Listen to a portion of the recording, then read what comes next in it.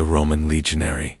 This image alone brings to mind a sense of iron discipline, unbreakable strength, and relentless precision.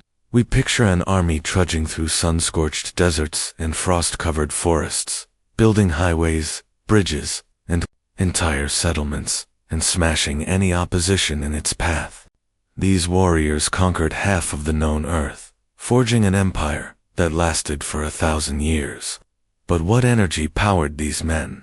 What sustenance allowed them to trek 30 kilometers daily, with a full load weighing 40 kilograms, and then with their bare hands construct overnight a defensive camp that could resist the assault of an entire tribe? The secret lies not only in discipline and toughness, but also in their cooking cauldron. And what was inside might surprise you massively. It wasn't the meals of gladiators, or the luxury beans of patrician banquets. It was a complex, standardized, and impressively effective food system that was as much a tool of Rome as the short sword gladius or the throwing spear pilum. Are you ready to peek inside a legionary's travel pack and learn why his main drink would taste like vinegar punishment? To us, what hidden flavor he added to every dish, and why a single loaf of bread was more valuable than a paycheck. The answers to these riddles will uncover one of the biggest secrets behind the success of the most legendary army in history. The core, backbone, and main engine of the entire Roman army was grain. Not beef, not greens, but grain. The legionary was essentially a carb-fueled machine, and grain was its premium fuel. Each warrior got a daily portion known as a nona, and it was grain that made up the bulk of that allowance. This supply network, known as a nona militaris, was a masterpiece of ancient management and one of the primary supports of the empire. Why grain? The answer lies in its brilliant simplicity and reliability. First, it is extremely caloric and nourishing. It delivered the slow, steady energy necessary for endless marches and intense manual labor, such as ditch digging or camp construction. Second, it was inexpensive. Wheat and barley could be harvested in massive volumes throughout the empire. Whole regions like Egypt, North Africa, and Sicily operated as bread factories, their main mission being to feed Rome and its legions. Grain was gathered as a levy paid in goods, rather than in coins, making it simpler to stock resources for the military. Thirdly, and most critically, from a logistical angle, grain stored excellently in dry condition. It could sit in specially constructed granaries for months, or even years without going bad. It was fairly simple to move in bags on carts or vessels. No other item combined these three crucial traits. The main kind of grain was wheat, especially the hard types Triticum durum. It was what produced the finest bread and gruel, but in lands where wheat grew badly, like northern Britain, or as a penalty, troops could be issued barley. To Romans, barley was seen as animal feed, and assigning a legion barley meals was a mark of disgrace and punishment. After mutiny or failure in combat, a unit might be decimated, 1 in 10 put to death, and those left were made to live beyond the camp walls and survive on barley, an unforgettable shame. Each man got about 850 grams, roughly 3 Roman pounds of grain daily. This might look like a massive portion, but it must be remembered that a legionary burned nearly 6,000 calories each day during active warfare.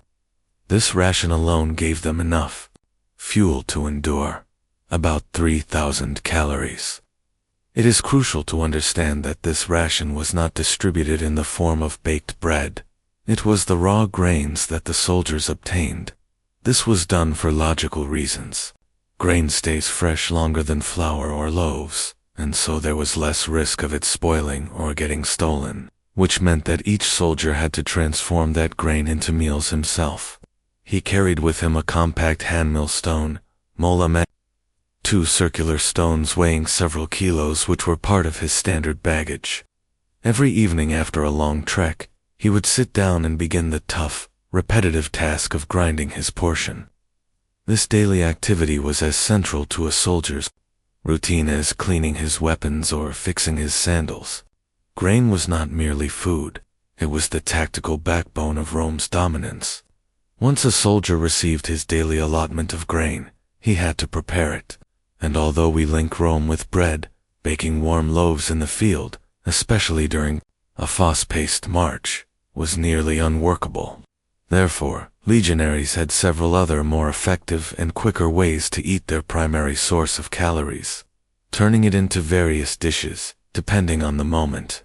The simplest, oldest, and in its own way, homey dish was pulse. It is a thick porridge, or gruel, that can be considered the ancestor of Italian polenta and the national dish of early Rome. Coarsely crushed grains, most often spelt or wheat, were simply simmered in water with salt until a thick, hearty mass was formed. It was a basic meal, a base to which anything could be added to make it more flavorful and nourishing: some crumbled aged cheese, caseus, garlic, onions, wild greens, or bits of preserved meat. Pulse was a warm, easily absorbed, and very calorie-rich food, a perfect dinner after a long march that kept you warm and made you feel satisfied. However, the primary marching ration was buchalatum, or soldiers' breadcrumbs. It was the ancestor of all military biscuits and sailors' hardtack. In history, a meal created for maximum endurance. Grain was ground into flour, kneaded into a plain dough with water and salt, and then baked into hard, dry flatbreads or rings. These loaves were then baked twice, hence the Latin biscus, twice baked, from which the word biscuit originates, to remove all the moisture from them. The outcome was a product as hard as rock, which could be preserved for months without molding. It was nearly impossible to bite buchalatum dry. You could damage your teeth. Usually, it was soaked in water, wine, pasca, or broth, transforming it back into a kind of mash. A few of these breadcrumbs in a marching satchel were an invaluable reserve of energy on any march, when there was no time or option to build a fire. Of course, when a legion stayed in a stationary base, or fortress, it was possible to bake actual bread. Every major encampment had its own ovens with large stone hearths. The bread was rougher and heavier than we are familiar with, often with bran, without yeast, and on sourdough. It was called panis, military soldiers' bread. Sometimes soldiers in their contubernia could construct a small clay oven and bake loaves for themselves.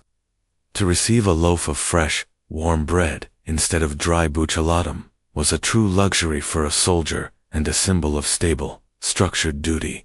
Thus, a soldier's grain ration was a flexible raw ingredient that could be turned into warm porridge for dinner, tough breadcrumbs for long treks, and full bread while encamped. This flexibility was another secret to the success of the Roman army. When we think of beverages in ancient times, water and wine come to mind. But a Roman legionary had a unique drink that was as essential as his sword or shield. This beverage was called posca, and it was not just a way to ease thirst, but a real energy drink of antiquity. A clever invention perfectly adapted to the demands of the soldier, which handled several essential functions at once. What is posca? At its core, it is a blend of water and sour wine or wine vinegar. While premium wine was reserved for officers and wealthy men, cheap sour wine, acetum, which was no longer fit for drinking in its raw form, was used for the making of posca. It was mixed with water in a specific proportion. Sometimes honey or herbs like coriander or mint could be added for flavor. To modern people, the idea of sipping water with vinegar may seem like punishment, but for the Roman soldier, posca was crucial for several reasons. First, safety. The condition of drinking water on a campaign was a major issue. Rivers and ponds could be polluted, leading to dysentery and other gut diseases that could disable an entire legion faster than enemy. Blades. The acetic acid found in posca is a light antiseptic. Mixing it with water eliminated some of the dangerous bacteria, making the drink much safer. It was a basic and useful way to purify. Second, hydration. Posca was a great thirst reliever, better than regular water. The sour flavor triggered salivation and was subjectively refreshing in the heat. Modern studies show that drinks with slight electrolyte and acid levels actually helped the body soak up water better. In effect, it was an early isotonic that helped restore fluid and salt levels after hours of marching beneath the blazing sun. Third, calories and nutrients. Wine vinegar includes potassium and bits of vitamin C, which was helpful for a body under heavy physical stress and worked as a prevention of scurvy. Pasca was an official part of a soldier's ration. It was distributed as routinely as grain. The logistics were simple. Concentrated vinegar was hauled in barrels and mixed with water on the spot. Each legionary carried a flask lagona with this drink.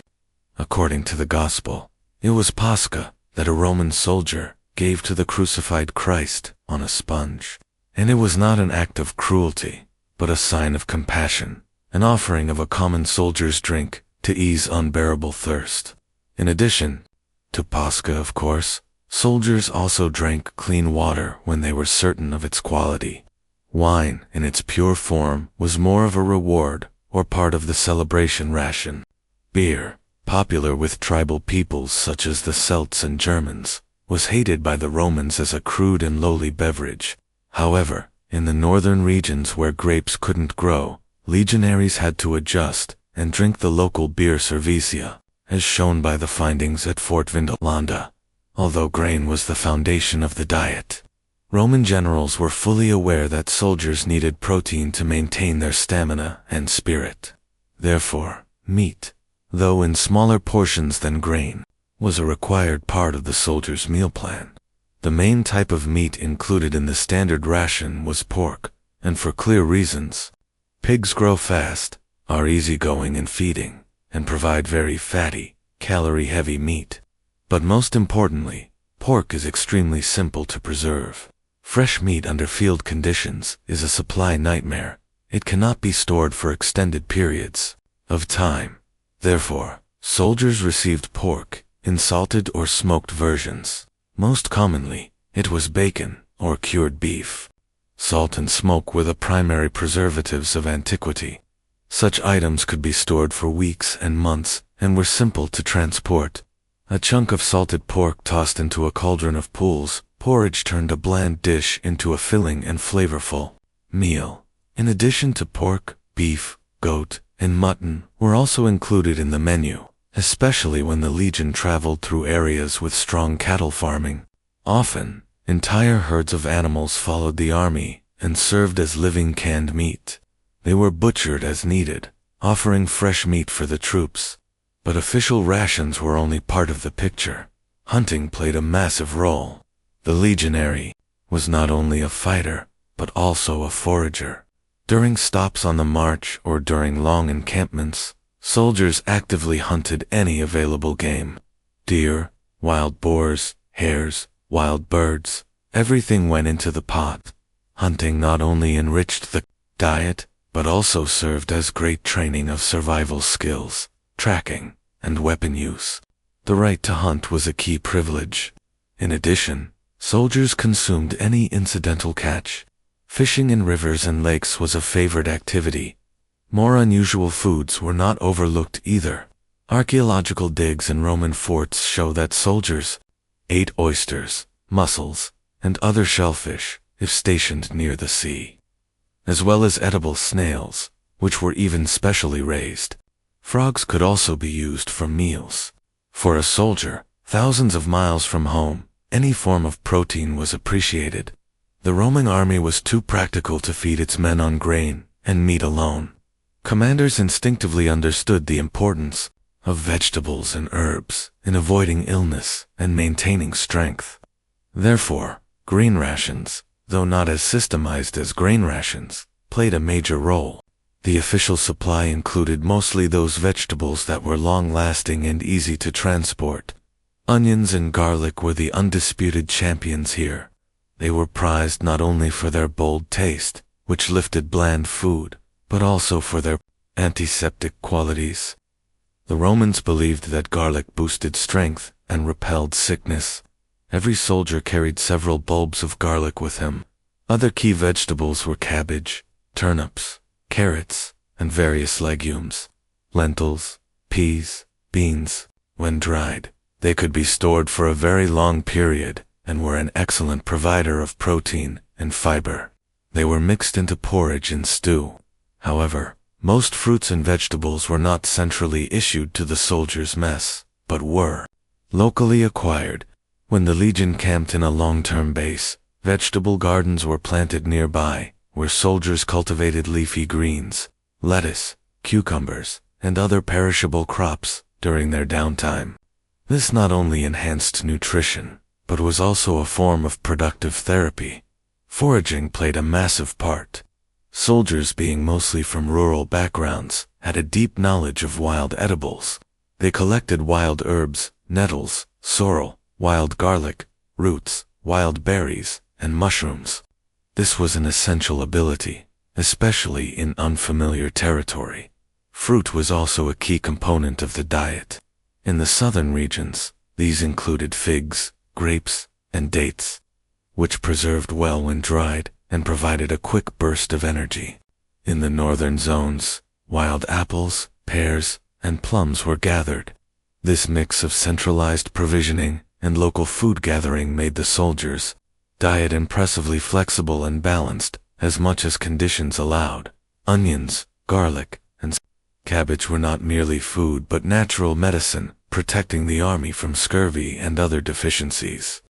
Even the most nutritious meal can be torture if it's bland and flavorless. The Romans understood this very clearly. That's why a soldier's ration included 3 essential flavor boosters, the 3 foundations of Roman cuisine, which turned a basic porridge into a full meal and were as vital as the core foods. The first and most important ingredient was salt. In a world without refrigeration, salt was not just seasoning, but a strategic asset, the main preservative. But its taste role shouldn't be overlooked either. Salt made any dish more appealing. Its value was so high that the very term soldier, comes from the Latin solidus, a coin used to pay wages, part of which was meant to buy salt was part of the soldier's pay, his salt money. The second essential product was olive oil. For the Mediterranean world, oil meant everything: a source of fat, a skin treatment, fuel for lamps, and even medicine. Soldiers were given steady rations of olive oil. It added energy and flavor to porridge and stew. They could also fry food with it. It was applied to the skin to shield it from sun and wind. High-quality olive oil was a marker of solid provisioning. But the most unexpected and truly Roman element was garum or liquamen. It was a fermented fish sauce that was to the Romans what ketchup or soy sauce is to us now. It was made by salting small fish with organs and blood and letting it ferment in the sun for several months. The outcome was a salty, punchy, protein, and amino acid-rich liquid with a very sharp, distinct smell. This recipe may sound strange to us, but to the Romans, garum was the taste of home. It had the so-called 5th flavor, umami. Just a few drops of this sauce turned a dull chowder into a deep, flavorful dish. Garum was manufactured on a massive scale across the empire and distributed to the army in sealed amphorae. It was not just tasty, but also nutritious, as it held many minerals and protein for a legionary posted in cold and rainy Britain. A spoonful of garum in warm porridge wasn't just seasoning, but a small reminder of the sunny Mediterranean. Salt, oil, and garum were the trio that made a soldier's food tolerable and even enjoyable in its own way. The Roman army's ability to feed troops effectively during long campaigns far from home was the result not of luck, but of one of the most advanced systems of military logistics in the ancient world. Logistics was as much Rome's strength as its legions. It was what enabled an army to operate where any other force of the era would have starved to death. At the center of the system was a web of roads. The legendary Roman roads were built mainly for military use to move troops swiftly and, just as importantly, for moving supplies. Caravans of carts with grain and other resources could travel steadily along these routes. A network of military Depots and granaries Horia was built all across the edges of the empire and in key areas. They stored grain, wine, oil, and other essentials for many months ahead. When a legion headed out on campaign, it could restock its goods at these stations. Resupply happened in multiple ways. Central shipments from Italy and other regions came by sea and rivers, and then overland. Special officials and military officers were tasked with this. Local sourcing was another crucial method. The army purchased food from the local population, which boosted the economy of the conquered provinces. But a tougher method, requisitioning, was also frequently used. In times of war, the army had the right to forcibly take food from the native population.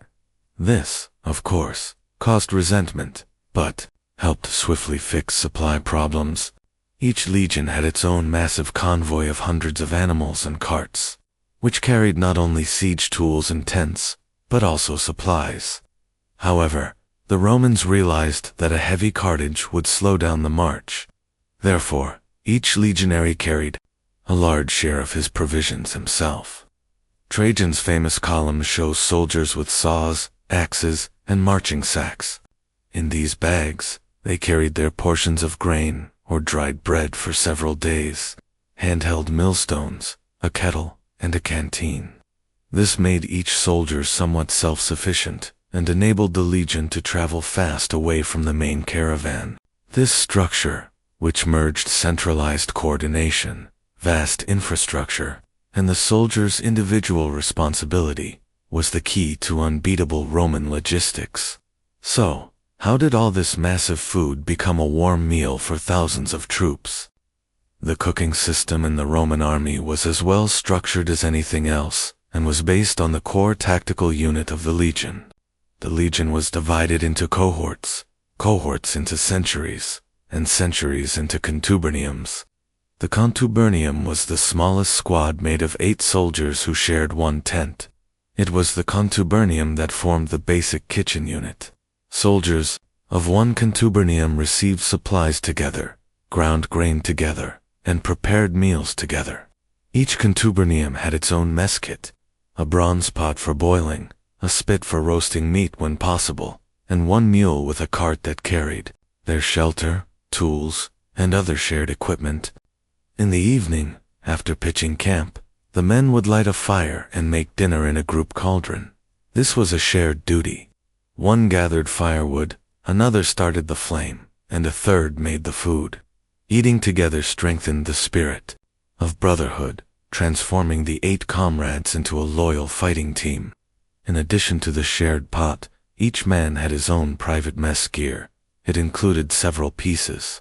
The main one was the patera, a small shallow pan, or skillet, with a long handle. It was a multi-use tool. In it, you could warm porridge, fry some meat, or eat straight from it. The soldier also had a basic clay or wood cup and a spoon. The Romans didn't use forks. They ate mostly with spoons or their fingers. This personal set, called a vasa, was carried by each soldier. It was built of basic yet sturdy materials: bronze, iron, clay. Archaeologists discover such cooking gear and paterae across the former Roman Empire, often with the owner's name etched into them.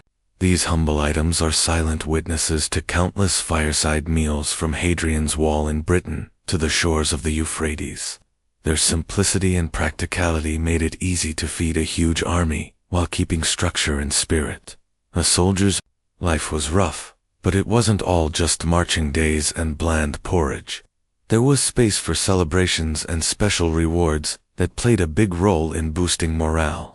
On such days, the standard meals could shift significantly. The main reasons for feasting were religious holidays and military triumphs. On big festivals like Saturnalia or the emperor's birthday, soldiers were granted upgraded and better rations. This could include quality wine in place of the usual Pascha fresh meat, often from ritual animals, and finer bread. Commanders understood that celebrating together and sharing quality food brought troops closer together and made them feel like part of the mighty and supportive imperial machine. a major triumph, or the successful end of a campaign was also marked in a big way. A general could host a lavish feast for his legions. This wasn't just a way to mark victory, but also a sign of appreciation to the soldiers for their courage and endurance. Such banquets are shown in stone reliefs like Trajan's Column, where scenes of food distribution and festivities can be observed. Food was also used as part of the reward strategy. Besides money, prizes, and awards, brave soldiers or full units could be gifted an extra helping of wine, cheese, or meat. This was a basic, yet very powerful and effective type of reward. In some moments, soldiers could even receive rare delicacies. For instance, garrisons along the coast often got oysters, which were seen as a fancy dish in Rome. Letters found at the Vindolanda fort site in Britain contain purchase lists mentioning pepper, honey, and other costly spices, showing that even at the far edges of the empire, troops and commanders tried to upgrade their meals. Naturally, it all relied on the commander and the unique situation. One legion might have a generous leader who looked after his troops, and another a greedy and harsh one who hoarded the best supplies. But the very chance of a feast, the very idea that after a tough fight you'd be gifted a slice of roasted meat and a cup of proper wine, was a strong mental motivator that helped soldiers push through the worst parts of service. The Roman supply setup was excellent, but it wasn't perfect. During long sieges, harsh campaigns in remote lands, or due to planning errors by commanders, supply lines could fail. And then for the legionary, the true battle for survival began, where the usual food was replaced by a grim diet of desperation. When stores ran dry, the first step was to reduce portions. Then the troops turned to whatever nearby resources were left. They began a full sweep of anything edible. Soldiers dug up roots, picked wild greens, berries, mushrooms, acorns. Every stream or river became a key target. Fish, frogs, and crayfish were caught. If even this didn't suffice, they resorted to eating animals that normally weren't seen as food. First, they killed transport beasts, mules, and oxen. The meat was rough, but it was still meat. Next came the horses, even trained war horses, which showed how desperate things had gotten. During the legendary siege of Alesia, Julius Caesar's soldiers who had blockaded the Gauls were themselves trapped and faced brutal hunger. Caesar, in his writings on the Gallic War, tells how his legionaries stayed alive by collecting grain from fields between enemy lines, risking death. When things hit rock bottom, the most desperate measures were taken. Historian Plutarch tells of moments during Mark Antony's Parthian campaign when starving troops ate their fallen brothers, and although cannibalism was a total taboo, in absolute collapse, it became the final option for survival. A more common method was eating leather. Soldiers boiled their leather sandals, tunics, belts, shield straps, and horse gear to make a sort of broth. They scraped and chewed bark from trees. It was no longer eating, but it was an effort to fool the stomach and push back hunger for another day. These bleak moments remind us that beneath the glory of Roman triumphs was a brutal truth. The legionary was ready for everything. He was trained not just to conquer, but to endure in the harshest environments, and his capacity to shift from standard rations to a meal of roots and boiled leather was another secret weapon in his toolkit. The menu of the Roman soldier was a wonder of military planning and practicality. It wasn't merely food, but a precisely crafted system aimed to boost the endurance of a massive force in any setting. It was filling, portable, and as much as possible, balanced. We saw that the core of the diet was grain, which was turned into anything from warm porridge to something tough as stone. We learned that, in place of water, the soldiers drank a tangy but safe and cooling drink. We found out that their meals were enriched with salted meat, wild game, veggies, and the ever-present garum fish sauce that added taste to their plain dishes. Behind it all stood a strong logistics network that was just as critical to success as strict discipline. The legionary meal plan is a tale not of gourmet tastes, but of functionality. It mirrors the spirit of Rome: practicality, structure, and resilience. Every bit of food was measured. Every item served a purpose. As we look into a soldier's cooking pot, we see that the Roman Empire was forged not only by steel, but also by grain. If this glimpse into the camp kitchen of the Roman legions fascinated you, and you're curious to discover more about the everyday lives of people in the world's greatest empires, hit like and subscribe to our channel. Countless more surprising and fascinating stories buried beyond schoolbook pages are still ahead.